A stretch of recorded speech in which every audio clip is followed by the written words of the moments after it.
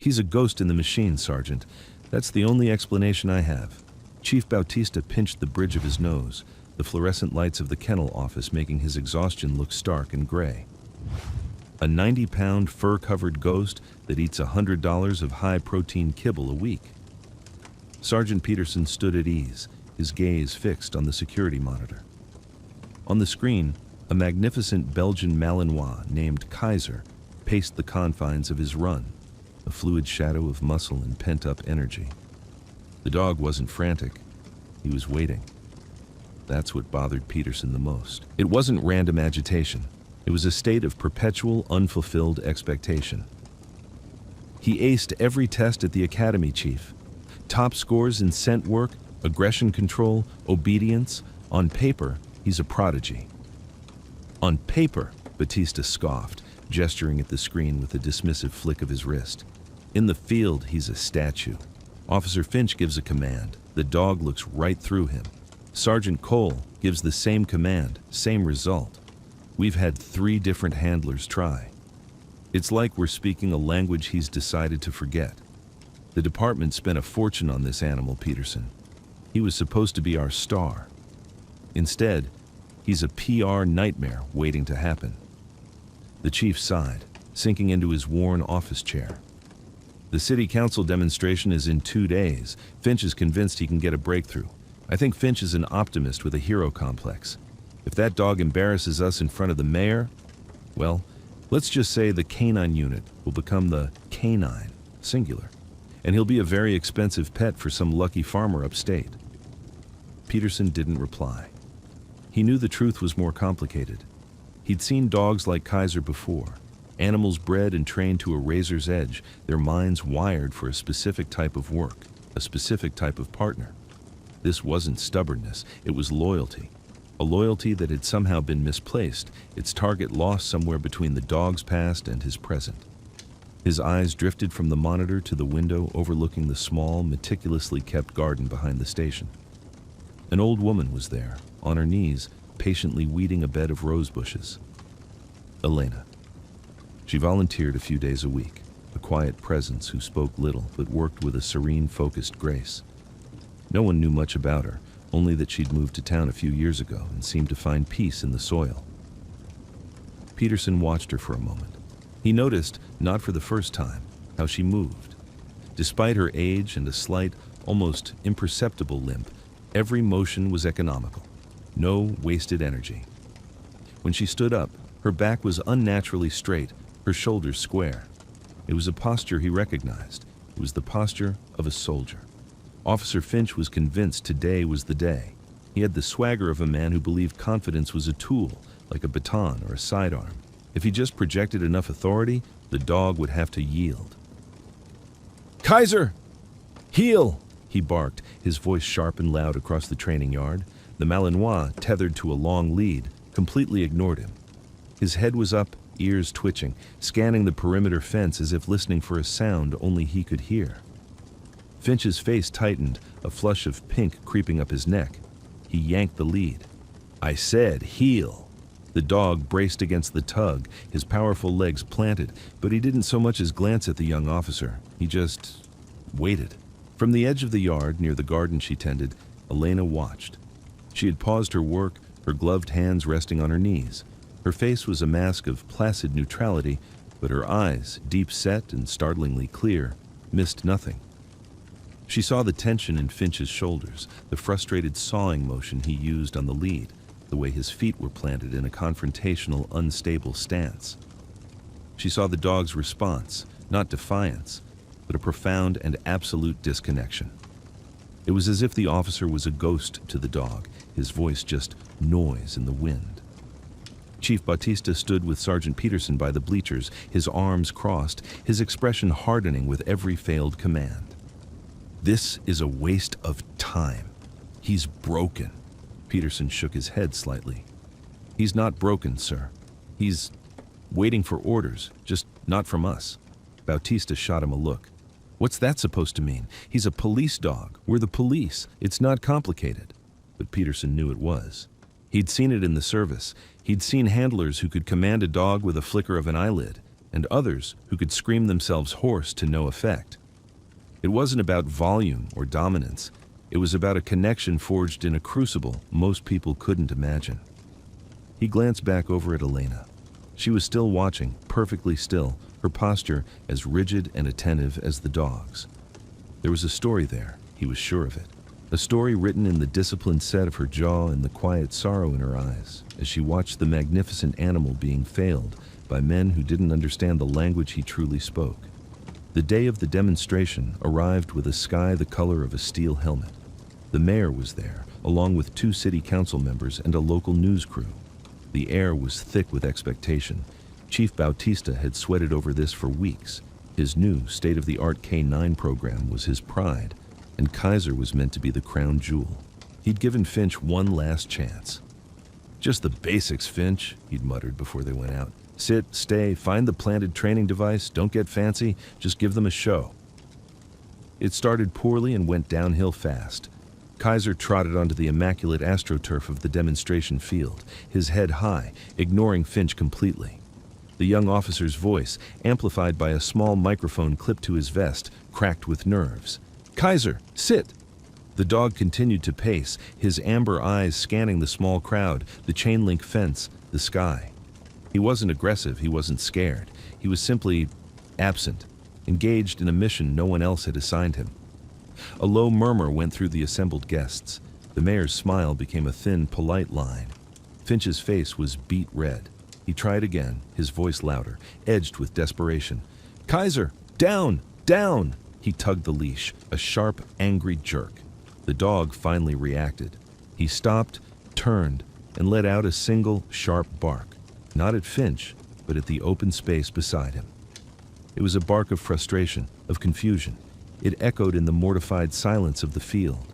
The news camera zoomed in on the tableau of failure, the furious handler, and the disobedient dog. Bautista felt a cold dread pool in his stomach. This was it, the public humiliation he'd feared. "Get him out of here, Finch," he said into his radio, his voice a low, defeated growl. "Now." Finch, his face a mask of shame, began to haul on the leash, trying to drag the 90-pound animal off the field. Kaiser resisted, digging his paws into the turf, his body a rigid monument to some unknown principle. It was a disaster. And then, a quiet movement from the sidelines drew Peterson's eye. It was Elena. She had set down her gardening trowel and was walking, not briskly, but with a calm, unshakable purpose toward the field. "Ma'am, please stay back," a junior officer said, holding out a hand to stop her. "This is a restricted area." Elena didn't even look at him. Her gaze was locked on Kaiser, and she moved past the young officer's arm as if it were a reed in a stream. She didn't limp now. Her stride was measured, balanced, each footfall placed with absolute certainty. She stepped onto the astroturf, and the world seemed to shrink to the space between the old woman and the distressed dog. Chief Bautista started forward. "Ma'am, for your own safety, you need to leave the field immediately." His voice was loud, authoritative, the voice of a man trying to wrestle back control of a situation that had spiraled into chaos. Elena paid him no mind. She stopped about 10 feet from Kaiser, who was still locked in a battle of wills with the humiliated Officer Finch. She didn't crouch or offer a hand. She simply stood there, her posture ramrod straight, and waited. The dog, as if sensing a shift in the very air, stopped pulling. He turned his head, and for the first time that day, his frantic energy focused, his eyes locked onto hers. A low whine escaped his throat. Finch, baffled, loosened his death grip on the leash. The entire field was silent. The news camera, sensing a new and unexpected drama, swung from the chief to frame the old woman and the dog. In that frozen moment, Elena took one small step forward. She didn't shout, she didn't command. Her voice was barely a whisper, a sound so quiet it seemed impossible it could carry, yet it cut through the tension like a surgeon's blade. Alpha. It was just one word, but it landed with the force of a physical blow. Kaiser's entire body changed. The tension vanished. The resistance melted away. He dropped instantly into a perfect seated position, his tail giving a single controlled thump against the turf. His eyes, now clear and bright, were fixed on Elena's face with an expression of such profound relief and recognition. It was heartbreaking. He whined again, a soft, questioning sound. He had found what he was waiting for. The crowd, the mayor, the handlers, everyone was stunned into absolute silence. Officer Finch stood slack-jawed, the leash hanging limply in his hand. Chief Bautista looked as if he'd seen a resurrection.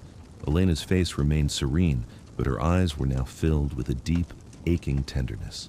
She took another step closer. Her voice was still quiet, but it held an unmistakable and ancient authority. "Sentry," she said. Instantly, Kaiser rose and began a slow, deliberate patrol of the perimeter of the field, his head on a swivel, his movements economical and precise. It wasn't the frantic scanning from before. This was a trained, methodical sweep. He ignored the crowd, the cameras, everything but the invisible boundary she had set for him. Peterson felt a chill run down his spine. Those weren't police commands. "Trace," Elena said, her voice a little stronger. She made a subtle gesture with her hand toward a small orange cone Finch had been trying to get the dog to approach for 10 minutes.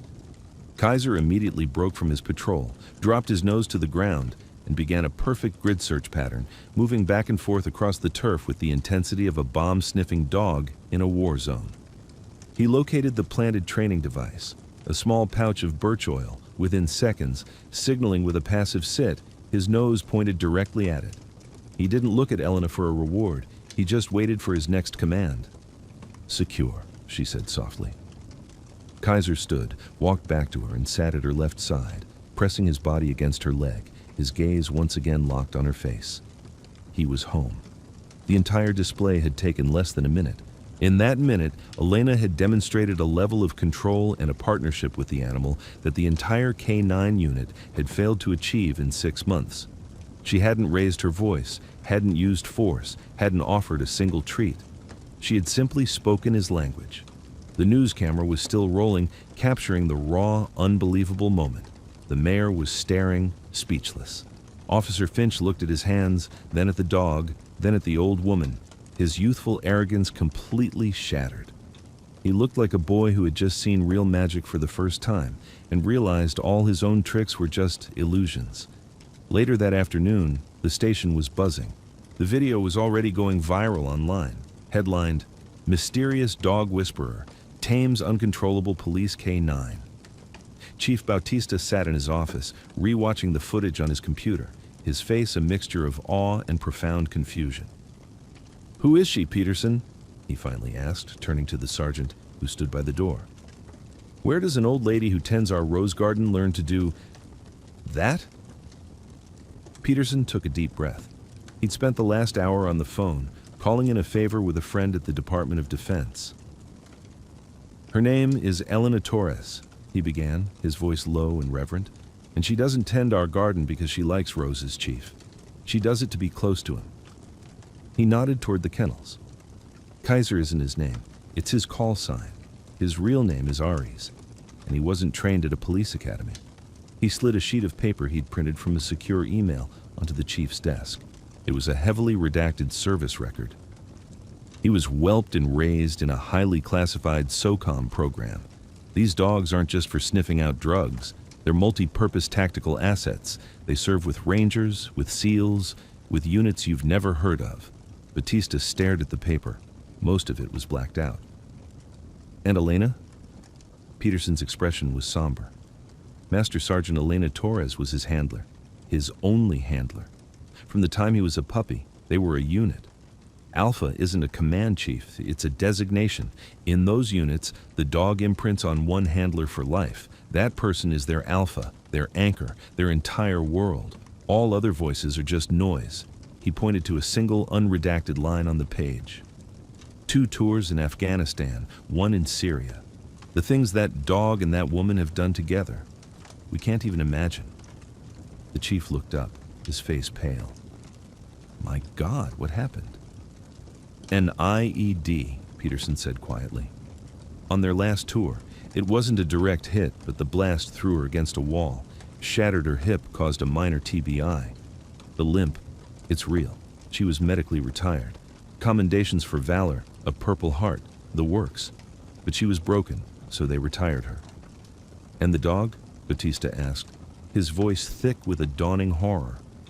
"Why in God's name would they separate them?" Peterson's face hardened. because to the military, Master Sergeant Torres was retired, but Aries was still a valuable asset, too skilled, too expensive to be put out to pasture. So they transferred him through the 1033 program, which gives surplus military equipment to civilian law enforcement agencies. They changed his name, redacted his file to hide the classified nature of his training, and shipped him to us. They told us he was an exceptional police prospect. Bautista leaned back, the color draining from his face. It all made sense now. The dog wasn't being disobedient. He was being loyal. He wasn't ignoring commands. He was holding out for the only command that mattered, from the only voice in the universe he was trained to obey. For 6 months, the dog hadn't been pacing in his kennel. He had been standing post, waiting for his commanding officer to return. The realization hit the chief with the force of a physical blow. He thought of the way Finch had yanked the leash, the way he himself had called the animal broken and a liability. He felt a profound and sickening shame. He looked out the window at the garden. Elena was there again, quietly packing away her tools, her work for the day done. She wasn't just a volunteer. She was a soldier, standing vigil over her partner, doing the only thing she could to stay close to him, bearing the separation in silence with a dignity he couldn't begin to comprehend. The next morning, Chief Bautista found Elena by the kennels. She was standing just outside Kaiser's Run, her hand resting flat against the chain-link fence. The dog was on the other side, his head pressed gently against her hand, his eyes closed. It was a moment of such quiet, profound connection that the chief felt like an intruder. He cleared his throat softly. "Master Sergeant Torres?" Elena didn't turn, but her back straightened. It was a subtle, reflexive motion. "It's just Elena now, Chief," she said, her voice calm. Bautista stepped closer, his hat in his hands. He felt clumsy, out of his depth. I saw the file," he began, fumbling for words. Sergeant Peterson explained. "I had no idea." She finally turned to look at him. Her eyes weren't angry or accusatory. They were just tired, filled with a sorrow that seemed as old as the hills. "He's not a piece of equipment, Chief. He's a soldier. He deserves to be treated like one." "I know," Bautista said, his voice thick with sincerity. "I know that now, and I am so deeply sorry for our ignorance, for our arrogance." He looked from her to the magnificent animal, who was now watching him with intelligent, assessing eyes. "Officer Finch, he's a good kid, but he's green. He thinks handling is about dominance. You showed us all yesterday it's about trust." He took a breath, feeling the weight of the moment. "I came here to ask for your help, not just for Kaiser. For Aries, but for all of us. We have a lot to learn, and you speak the language." Elena looked at him for a long moment, her gaze seeming to weigh and measure his intent. She looked back at the dog, her partner, and a flicker of something new crossed her face. Not just sorrow, but purpose. "The boy, Finch," she said. "Does he listen?" "He will now," Bautista promised. "I guarantee it." A small, sad smile touched Elena's lips for the first time. "All right, Chief," she said softly, her hand still resting on the fence, a bridge between two worlds. "Let's get to work." A new routine began at the K9 unit. It started not on the training field, but in the kennel. Elena had Finch simply sit outside Ori's Run for an hour every morning. No commands, no treats, no talking, just being present. "The first step isn't to command," she told him, her voice quiet but firm. "It's to be trusted. He needs to know you're part of his pack, not just a stranger shouting orders." Finch, humbled and eager, did as he was told. At first it was awkward, but slowly he started to see. He saw the way Aries' ears would track Elena's movements even when she was 100 yards away. He saw the low, happy rumble in the dog's chest when she spoke to him in the soft, low tones she reserved only for him. He started to understand that the leash wasn't a tool for control. It was a line of communication. Elena's lessons were unorthodox. She taught Finch to read the dog's posture, the subtle shift of weight, the flick of an ear. She made him run obstacle courses not to test the dog, but to test their bond, forcing them to rely on nonverbal cues. She stripped away the bluster and the noise and replaced it with patience and observation. She was rebuilding not just a handler, but a man. One afternoon, weeks later, Elena stood back and watched as Finch led Aries through a complex scent tracking exercise. He didn't use any of the loud, sharp commands he once had. A quiet word, seek, and a subtle hand gesture were all it took. The dog moved with a fluid grace, his focus absolute. They moved together, a single coordinated entity. They found the target, and Aries sat looking back at Finch with bright, expectant eyes. Finch knelt down and didn't offer a treat. He just stroked the dog's head, murmuring, "Good boy, good secure." Peterson stood beside Elena, watching the scene. "You gave that dog his life back, you know," he said quietly. Elena shook her head, her gaze soft. "He gave me mine back," she whispered. "He reminded me that my mission isn't over." She looked at Finch, who was now walking off the field with Aries trotting happily at his side, no leash needed. A bridge had been built. A soldier had found a new purpose, and in the quiet dignity of the old woman, the entire department had learned the true meaning of service, sacrifice, and the unbreakable bond forged in the silent language of loyalty.